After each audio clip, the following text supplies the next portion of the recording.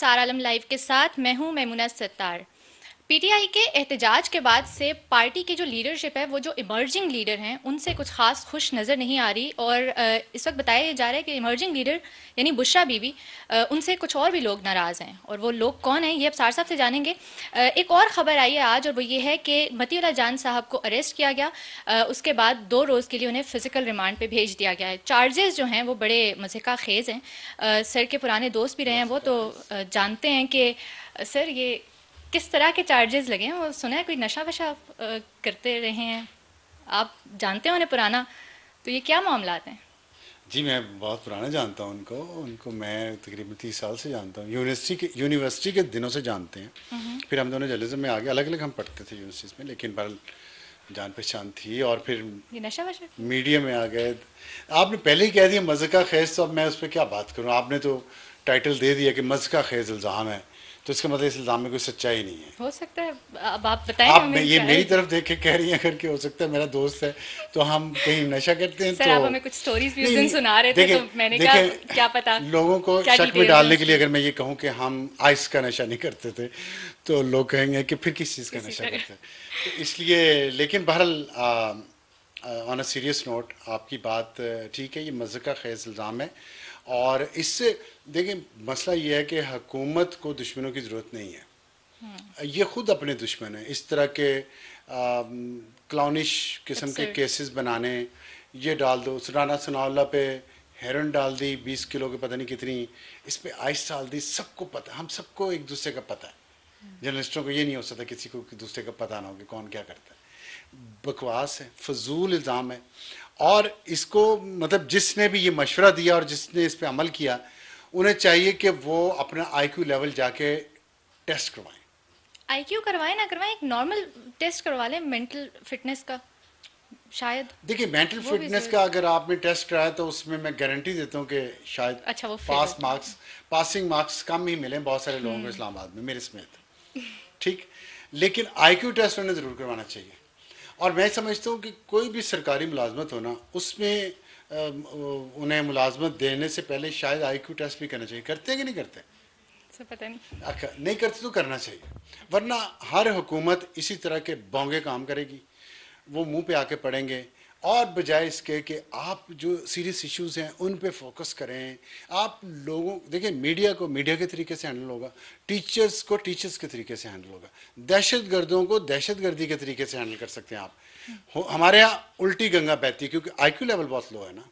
क्योंकि मैंने उस दिन एक बात पता नहीं डफर मेरे मुंह से निकल गया गलती से, तो मुझे लोगों ने काफ़ी तनकीद का निशाना बनाया, मेरे जानने वालों ने, कि तुम समझते क्या हो अपने आप को, और तुम जज्बाती हो जाते हो, तुम ये हो जाते हो, रेस हो जाते हो। रेस एक लफ्ज़ है कि तुम रेस हो जाते हो, तो मैं रेस नहीं हो रहा। इसलिए मैं बहुत अंग्रेज़ी का लफ्ज़ इस्तेमाल कर रहा हूँ, IQ. There IQ level must be tested. कि दहशत गर्दों के साथ बातचीत करते हैं, सहाफ़ियों के साथ दहशतगर्दी के दहशतगर्दी का मुकदमे। फोर्स यूज़ करते हैं, और टीचर्स को सस्पेंड कर देते हैं। टीचर्स का भी दिमाग बड़ा ख़राब है वैसे, वो भी मैं आपसे बात करूँगा। उन्होंने जितना गुमराह किया इस कौम को, बच्चों को। मीडिया तो चलो मिडिल एज पे जाके लोगों को गुमराह करना शुरू करता है ना, और मेच्योर एज के लोगों को गुमराह करता है मीडिया, जिसमें हम शामिल हैं सब। टीचर जो है ना, स्कूल टीचर्स, मेल और फीमेल दोनों, ये इन्फेंट्स को गुमराह करना शुरू कर देते हैं। ये उनके जहनों में, छोटे कच्चे जहनों में जहर भरते हैं और नफ़रत भरते हैं लोगों के बारे में, इस मुल्क के सिस्टम के बारे में, इस मुल्क के तमाम निज़ाम के बारे में, तमाम सियासी जमातों के बारे में, सिवाय एक के। वो कौन है? वो आपके खान और बुशरा, जो आपने सवाल पूछा है। सर ठीक है, हमने बात कर ली इस चीज़ के ऊपर और आई थिंक कल आप मुझे कह रहे थे कि अगर आप सहाफ़ी हैं तो ये आपकी ड्यूटी भी बनती है कि आप पिम्स जाएं, पोली क्लिनिक जाएं, आप वहाँ जाके चेक भी करें। तो अगर कोई सहाफ़ी इस तरह की चीज़ें कर रहे हैं तो, और आपके पास कुछ छुपाने को भी नहीं है, तो बेहतर यही है कि उनको अपनी ड्यूटीज़ सरअंजाम देने दें। आ जाते हैं बुशरा बीवी के ऊपर। कहा जा रहा है कि इमरान खान साहब भी नाराज़ हैं उनसे, ये जो सारा एपिसोड अनफोल्ड हुआ है उसके ऊपर। देखिए मैं इस पे आपको बताता हूँ, एक छोटी सी बात पिछली मुकम्मल नहीं रह गई। तो टीचर्स को भी ये डील करते हैं ना जिस तरह हुकूमतें, उनको सस्पेंड कर दिया, खैबर पख्तूनख्वा में उन पर लाठी चार्ज किया। ऐसे नहीं करें, बातचीत करें, उन्हें समझाएं कि आप कौम के मुस्तकबिल से इस तरह खिलवाड़ ना करें, इस तरह तबाह ना करें कच्चे जहनों को। खैर इस पे काम करना चाहिए हुकूमत को, ना कि मतीउल्लाह जान पे आइस डाल दें, राना सनाउल्लाह पे हेरन डाल दें। इस तरह के फजूल किस्म के केसेस जो हैं, फिर इसीलिए तो 9 मई को कोई यकीन नहीं करता एग्जैक्टली और ये कि जब आप 90s इस नहीं तरह के है। केस, ये इनका जो बयानिया है हुकूमत का, अगर कोई है तो, कि यही है ना कि 9 मई को जी बहुत ज्यादती होगी, जुल्म हो गया, लोग कहेंगे ये देखे झूठ है। मतीउल्लाह जान पे जो केस है, इसको इस्तेमाल किया जाएगा आपकी पुरानी सच्ची बातों को भी झूठा साबित करने के लिए। ये नहीं हुकूमत की समझ में आता।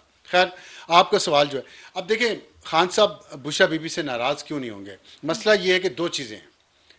खान जो है ना, वो इस दुनिया के तमाम लोगों से ऊपर है, और ये तो आपकी जनरेशन के लोगों को का ईमान है।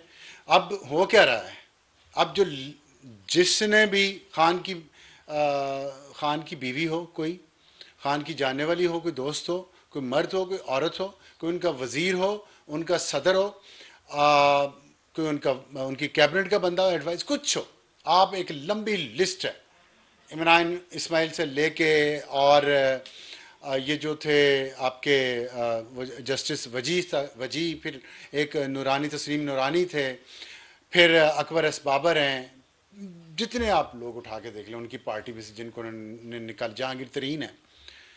खान फरिश्ता है, खान बराबर है, बड़ा है सबसे। अब क्या हो रहा है, आपने रेहाम खान को इन्होंने पहले मादरे मिल्लत कहा, इन्हीं एंकर्स ने, इन्हीं एनालिस्ट ने, बड़े बड़े सीनियर और जूनियर, और फिर उसको ऐसी गलीज गाली से नवाजा रेहाम खान को।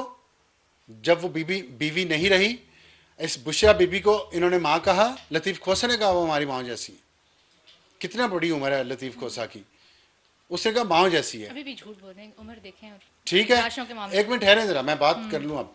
तो अब क्या करते हैं फिर, अब सारा मलबा जो है ना, अब देखिए, victory has many fathers and Failure defeat has is an none. Orphan. Yes शिकस्त यतीम होती है। अब शिकस्त होगी ना, जब वो उठ रही थी बुशरा बीबी पिछले 3-4 दिनों में, तो सब उनकी तारीफों पे बीपर दे रहे थे, हमें कांटेक्ट कर के पॉलिटिशियन कह रहे थे कि हमें टीवी पे लें, हमने बुशरा बीबी की तारीफें करनी है। और यहां तक कि अलीमा खान जो कहीं नजर नहीं आ रही थी, वो भी आ गई, वो भी पहुंच गई ना 26 नंबर चुंगी पे। जब उन्होंने देखा कि यहां तक पहुंच गई है बुशरा बीबी, हम पीछे रह गए, वो भी ज्वाइन कर लिया। आरिफ अलवी सदर पाकिस्तान, एक्स साबिक सदर पाकिस्तान, कहीं नजर नहीं आए सदारत के झूठे लेने के बाद। जब उन्होंने देखा कि ये तो काम हो रहा है, वो पेशावर पहुंच गए, गाड़ी में पहुंचे, तस्वीरें देखी आप सबने। उसके बाद आपने आरिफ अलवी को डी चौक में कहीं देखा, कहीं लाठी चार्ज पे फायरिंग में होते कहीं देखा आपने आरिफ अलवी को? किधर गायब हो गया? into thin air. सिर्फ बुशरा बीबी के आगे नंबर टिकाने थे उन्होंने। जैसे ही यहाँ पे एक ऑपरेशन का आगाज हुआ और वो डिस्पर्स हुआ है क्राउड, नाकाम हो गया, बुशरा बीबी और अली मीन गंडापुर यहाँ से भाग गए एक गाड़ी में, तो बुशरा बीबी के ऊपर सारा मलबा डालने की कोशिश हो रही है। और ये इस्लामाबाद के बच्चों के स्कूलों से लेके पाकिस्तान और इंटरनेशनल मीडिया तक में अब बुशरा बीबी पे मलबा डाला जा रहा है इमरान को बचाने के लिए। और इमरान का कोई गलत, देखें, जो बहादुर, गैरतमंद और ईमानदार लीडर होते हैं ना, वो जिम्मेदारी खुद कबूल करते हैं। वे ये बिल्ली की तरह ना करें कि जब छत गर्म हुई तो अपने बच्चों को पांव के नीचे रख लेती है। ऐसे ना, ऐसे लोग लीडर नहीं होते, मौका परस्त अपॉर्चुनिस्ट होते हैं ये लोग। अपॉर्चुनिस्ट और मुनाफिक लीडर की दो निशानियां हैं कि जब मुश्किल वक्त आए तो अपने से नीचे वालों पे मलबा डाल दे, क्रेडिट कहे खुद मैं दूसरा वर्ल्ड कप जीत के आऊँ अमेरिका में दौरा करके, वो क्रेडिट मेरा हो गया। ये नाकामी होगी तो पहले मेरी बीवी पहले की नाकामी थी, तीसरी बीवी की नाकामी है, जो फलाने की नाकामी है। और दूसरी बात, अपने बच्चे बाहर हों या घरों में आरामदेह बिस्तरों में बैठे हों और गर्म कमरे में ट्वीट्स कर रहे हैं, और गरीब का बच्चा सड़क पे लाके यहाँ मरने के लिए छोड़ दिया जाए। ऐसे लीडरों से इस कौम को बचना चाहिए। हमारे टीचर्स को, प्राइमरी स्कूल टीचर्स को और मीडिया को, लोगों को ये बताना चाहिए कि ये रॉन्ग नंबर्स हैं, ये 2 नंबर लोग हैं जो दूसरों के बच्चों को मरवाते हैं और ख़ुद अपने बच्चों को घरों में रखते हैं।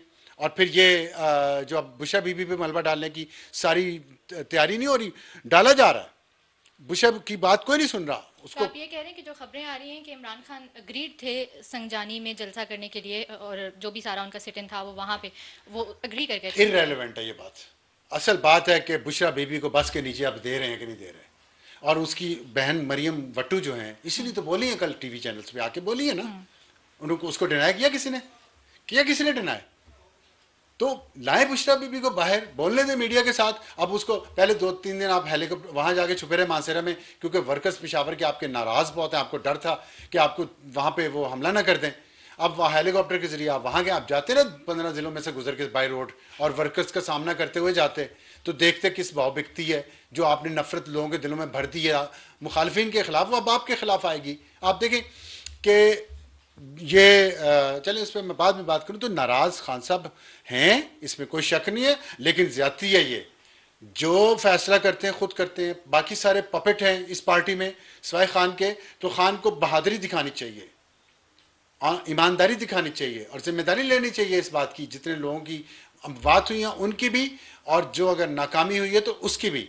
ना भेजते बुशरा बीबी को, ना उन्हें इख्तियार देते, ना उन्हें कहते कि वो जो एमएनएस को ड्यूटियां लगा रही थी, 10,000 एमएनए लेके आएगा, 5,000 एमपीए लेके आएगा उस वक्त तो, और चंदे भी जमा कर रही थी उस वक्त, तो किसी ने कुछ नहीं कहा।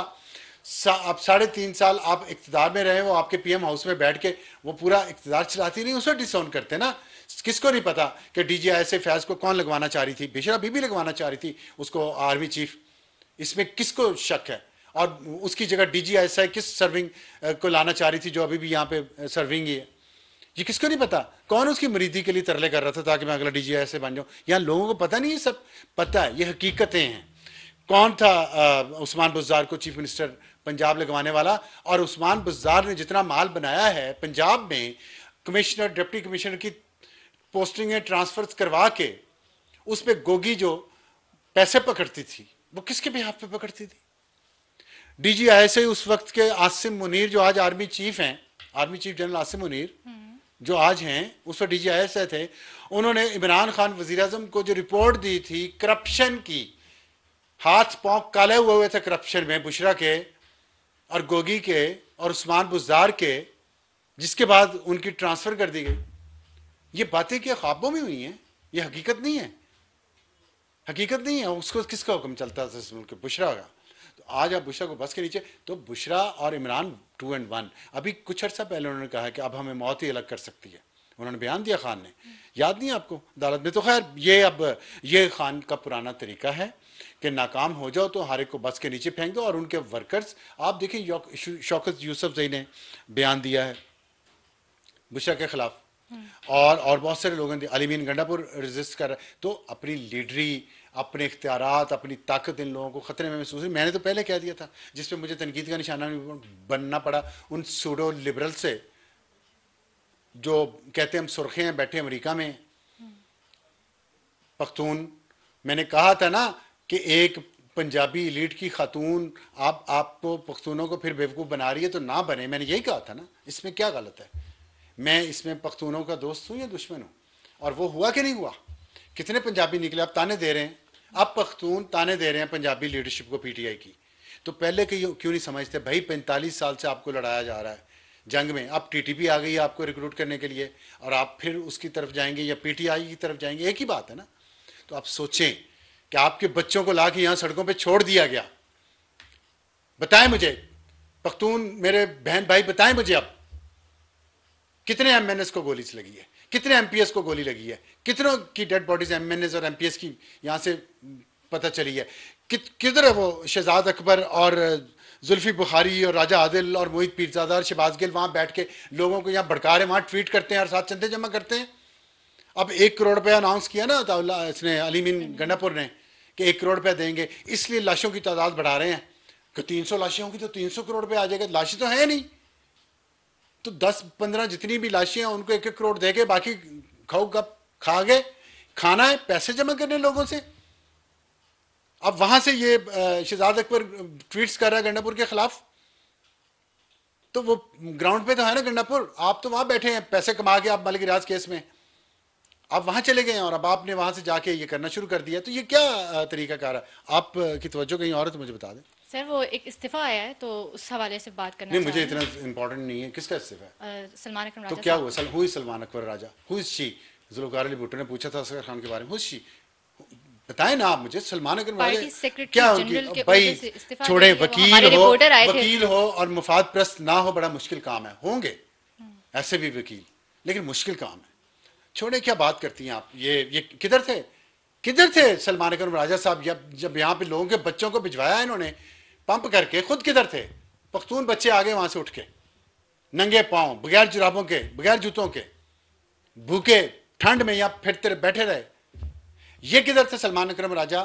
मियाँ असलम इकबाल किधर गायब हुआ है, हमाद अजहर किधर है। ठीक कहते हैं पख्तून बहन भाई जब कहते हैं कि पंजाब की पीटीआई की लीडरशिप किधर है, किधर है पंजाब की पीटीआई की लीडरशिप। सारी गिरफ्तार हो गई, जनूबी पंजाब की सारी गिरफ्तार हो गई, और यहाँ आधे फरार हैं और आधे, सलमान अकबर राजा को किसी ने गिरफ्तार भी नहीं किया। जाहिर है ये कम से कम इन्हें इस्तीफा देना देना लाहौर पड़ा, वाले इन्हें वैसे कह माफी रहे हैं। मांगनी चाहिए उन लोगों से जिनकी जिनकी मौत हुई है, चाहे वो रेंजर से हो, पुलिस से हो, या पीटीआई के वर्कर्स हो। बिल्कुल ऐसा ही है। तो ये नाराजगी है खान साहब की, और इसमें वो उनका ख्याल है कि उन्होंने उनकी हुकूमत उली हुई है, या उनकी बात मिसअंडरस्टैंड की गई है, या ये जो नाकामी हो गई, अगर वो आके बैठे रहते डी चौक में, यहाँ से खाली ना करवा सकते, तो फिर खान साहब ने बिल्कुल गुस्सा नहीं करना था। तो मैं ये समझता हूँ एक leader, buck stops at your table. Imran Khan, stand up like a captain, like a brave captain and accept the responsibility of this defeat। ये कोई बात नहीं है कि शिकस्त हो गई है तो मैं उसको बस के नीचे फेंक दूं, उसको बस के नीचे फेंक दूं, गलत है। लोगों को भी सोचना चाहिए, बच्चों को भी ये सोचना चाहिए कि कैसा लीडर है कि नाकामी होगी तो उसको, तो इस मंजूरी से हुआ है। कह रहे थे सब लोग कि आप ना करें, ये ना करें, पॉलिटिशियन से बात करें। आप इस्टेब्लिशमेंट को डराना चाहते हैं और धमकाना चाहते हैं, लड़ना चाहते हैं तो लड़ लें। फिर इस्टेब्लिशमेंट सिर्फ मिलिट्री नहीं होती, इस्टेब्लिशमेंट का हिस्सा है आपकी लीडरशिप जो है पीटीआई की, वो इस्टेब्लिशमेंट का हिस्सा है। वो आप उन सबको, अपने आप को कैसे शिकस्त दे देंगे खान साहब। आप इस्टेब्लिशमेंट की मंजूरी से, मर्जी से यहाँ तक पहुंचे वजारत उज़्मा की सीट पे। आपके लोग भी जो आपकी सौदेबाजी के, आज भी आपकी सफ़ों में वो लोग हैं जो आपकी बातचीत करवा रहे हैं एस्टेब्लिशमेंट से। क्या बातें करते हैं, सब डील थी, सब तय था। कहीं ना कहीं किसी ने कोई वायलेशन की है तो ये सब हुआ है उस माहिदे की। इसलिए कहते हैं पॉलिटिकल पार्टीज बैठे हैं आपस में। मैं ये कह रहा हूँ पॉलिटिकल पार्टीज बैठेंगी तो आगे का सोचेंगी। और बात यही है कि जब आप अपना दीवार खुद सर में मारेंगे तो फिर चोट ही लगेगी। दूसरी साइड पे जिनसे आप नेगोशिएट करना चाह रहे हैं दे नो ओनली फोर्स। तो फिर आपका कोई और क्वेश्चन है? क्वेश्चन नहीं है मेरे पास। आप कुछ कहना नहीं, चाहें आप कंक्लूडिंग आपको रिमार्क्स मेरा अगर ख्याल कुछ है कि हो तो। आप टाइम के भी शायद। जहन में टाइम कितना रह गया हमारे पास। और मैं देखिए, मैं इस पे बात करना चाहता हूँ कि इनकलाब जो है ना, ऐसे नहीं आता लोगों को जो इससे गुस्से से भर के आप सड़कों पे ले आएँ। गरीब के बच्चे को, अपने बच्चे आपके घर में बैठे रहें, तो इससे इनकलाब नहीं आता। इनकलाब के लिए एक पढ़ा लिखा बाशऊर तबका और क्लास होना ज़रूरी है, जो जिसके सामने लॉन्ग टर्म ऑब्जेक्टिव्स हों। शॉर्ट टर्म नहीं कि मैं लीडर को रिहा करवा लूँ, मैं जेलों में से तोड़ के ले आऊँ। ये इनकलाब नहीं होता। इनकलाब होता है आप पूरे मुआशरे को, पूरे निज़ाम को कैसे बदलेंगे। इसके लिए एक प्रोग्राम होता है, एक स्ट्रेटजी होती है, और उसको जाहिर है उस पर एक कोई एक काम कर। एक प्रोविंस में अगर आपकी गवर्नमेंट है उसी इस्टेब्लिशमेंट की मर्जी के साथ, तो फिर आप उस इस्टेब्लिशमेंट के साथ कैसे इनकलाब लाएंगे, ये भी बात जाहिर है। और ये समझ नहीं सारा आ रही। पॉलिटिकल फोर्सेस जो हैं वो आपस में करनी पड़ेगी। मैं थोड़ा सा लाशों की सियासत पे बात करना चाहता हूँ, अगर आपकी इजाज़त हो तो। Sure, please please please. देखिए, आपने कहा कि गंडापुर की वजारत आला ख़तरे में है और कारकुन बहुत नाराज़ है। ये बात है ना, बल्कि कारकुन गुस्से में है पीटीआई का। यस। और पीटीआई का कारकुन गुस्से में। मैं लोगों को थोड़ी सी सच्ची बात बताना चाहता हूँ। जैसे जैसे हुआ, तो जब ये लोग भागने लगे हैं, ऑपरेशन बाद में शुरू हुआ है। पहले अली बिन गंडापुर और बुशरा बीबी भागे हैं। ये महविश कमास खान एक रिपोर्टर हैं और एक शिराज खान शिराजी, शिराज अहमद शिराजी, ये दोनों वहाँ मौजूद थे मुसलसल। मैं दोनों का इसलिए रेफरेंस दे रहा हूँ कि ये गैर जानबदार रिपोर्टर्स हैं, बल्कि पीटीआई के लोग बाज़ औक़ात इन्हें पसंद भी बहुत करते हैं। ये वहाँ मौजूद थे, इन्होंने रिपोर्ट किया लम्हा बलम्हा। पहले वो गाड़ियों में निकले, लोगों ने गाड़ियों पर हमला किया कि आप क्यों भाग रहे हैं, पथराव भी किया जिसपे शीशे पे सुराख भी हुआ पिछली साइड पे बुशरा की गाड़ी के। वो लोग निकले, उतनी देर में नहीं निकल पा रहे थे तो वहाँ से दूसरी तरफ से रेंजर्स की गाड़ियों ने कुछ रास्ता क्लियर करवा के इनको निकलवाया है। ठीक, ये निकले हैं, तो ऑपरेशन रेंजर्स शुरू ने हुआ, निकलवाया, तो ओके। ऑपरेशन शुरू हुआ। ये रिपोर्टर्स वहां पे थे और बहुत सारे रिपोर्टर्स वहां पे थे, अदील सरफराज भी शायद वहीं पे था, मैं उनका नाम ले रहा हूँ जो क्रेडिबल है इनके लिए, पीटीआई वालों के लिए। इन सब ने सब कुछ देखा, फायरिंग हुई, हवाई फायरिंग हुई, सीधी फायरिंग हुई, आंसू गैस के शेल हुए। मुझे बताएं, जो लतीफ़ खोसा ने कहा है 298 लोग मारे गए, 98। अच्छा, उसने कहा है क्या नाम है, सलमान अकरम राजा ने कहा 20, 20, शेख वकास अकरम ने कहा है 100। 100। इन तीनों में से कोई था या मौजूद? पूछे ना इनसे, तीनों पंजाबी है ना, पूछे, पंजाबी लीडरशिप है ना पीटीआई की, यहाँ पे मौजूद थी। पख्तून बच्चों को जो लेके आए वहां से, बेरोजगारों को, जिनको आपने पहले तालीम हासिल नहीं करने दी, 45 साल उनको जंग में उलझाए रखा, और अब उन्हें तालीम नहीं देते, सेहत नहीं देते, उनके काम नहीं करते, और उन्हें यहाँ ले आते हैं। 100 डेड बॉडी तो कुरम में भी पड़ी हुई है, अली मीन गंडापुर को, उनके लिए करोड़ रुपया तो देना याद नहीं आया, यहाँ पे कैसे याद आ गया? पैसा बनाया इन्होंने डेड बॉडीज के नाम पे। कहाँ है फुटेज उन डेड बॉडीज का, जिनका जितने की ये तादाद बना रहे हैं? तमाम रिपोर्टर्स जो पिम्स में भी गए, पोली क्लिनिक में भी गए, मैंने उनसे बात की है। 1 दर्जन के करीब एक लाश भी गिरी यहाँ पे, मुझे दुख है, इसलिए कि मैंने खुद अपने भाइयों की, पॉलिटिकल वर्कर्स की लाशें उठाई हैं। इसलिए नहीं कि मुझे इसलिए इन गंदे अंडों की तकलीफ होती है, इन वकीलों की गंदे अंडों की, और इन गंदे सियासतदानों की, जो घरों में बैठे रहे और वर्कर्स को सड़क पे लाके मरवाने के लिए छोड़ दिया। किस लिए? ये इतने बेहिस और संग दिल हैं, ये लाशें गिनते हैं बैठ के। लाशें गिनना आसान नहीं होता। 2005 के जल्जले में मैं न्यूयॉर्क टाइम्स के लिए और नेशन के लिए काम कर रहा था।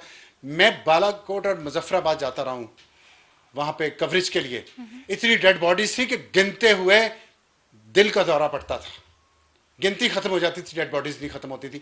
घर आके खाना नहीं खाया जाता था, रोने निकलते थे बच्चों की और लोगों की डेड बॉडीज इतनी देखी थी। ये इतने संग दिल हैं, लाहौर बैठे हैं अपने अपने घरों में ये सारे, और बॉडीज गिन रहे हैं ऐसे जैसे कि ये तस्बीह के दाने गिन रहे हो। जिस माँ ने एक भी लाश उठाई है ना, उससे पूछो जाके बेटे का दुख क्या होता है।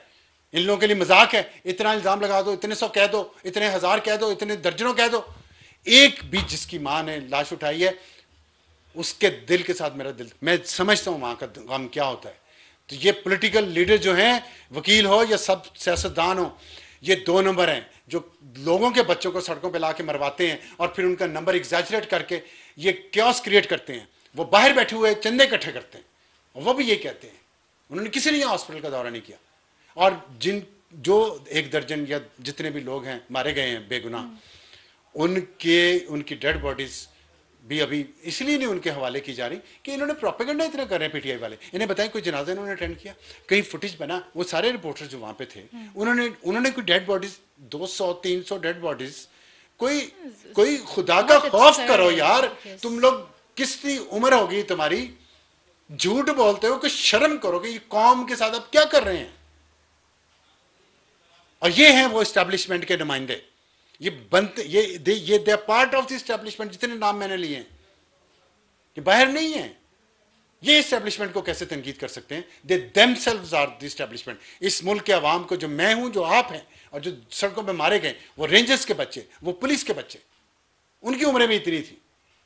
किस जंग का भेंट चढ़ाते हैं आप? लश्करकशी करने आ जाते हैं, ये करने आ जाते हैं। जो सियासी लीडर ये करता है, जो सियासी लीडर किसी भी सियासी जमात से उसका ताल्लुक हो, वो 2 नंबर है। और कौम को ये हमें बताना चाहिए और हमें समझाना चाहिए, और उन स्कूल टीचर्स को भी ये सोचना चाहिए कि वो छोटे छोटे बच्चों के जहन में क्या जहर भर रहे हैं। और जहर कहाँ भर रहे हैं? ये ख़ियाबान कायद आज़म बुलो एरिया की सड़क की उस तरफ इलीट रहती है, इस तरफ आम आवाम गरीब रहती है। और जिस वक्त ऑपरेशन हो रहा था इस सड़क पे, मैं ऑफिस से निकला हूँ इत्तेफाक से घर जाने के लिए, तो ज़ाहिर है मार्गला रोड खुली थी, सिर्फ वहीं से गया हूँ। आप वहां देखती कि चमचम चमाती गाड़ियां कितनी, वहां पे लाइनें लगी हुई थी, लोग घरों से निकले थे, सड़कें खुल गई हैं। कॉफी शॉप में और रेस्टोरेंट्स में बैठने की जगह नहीं थी F6 के और F11 के।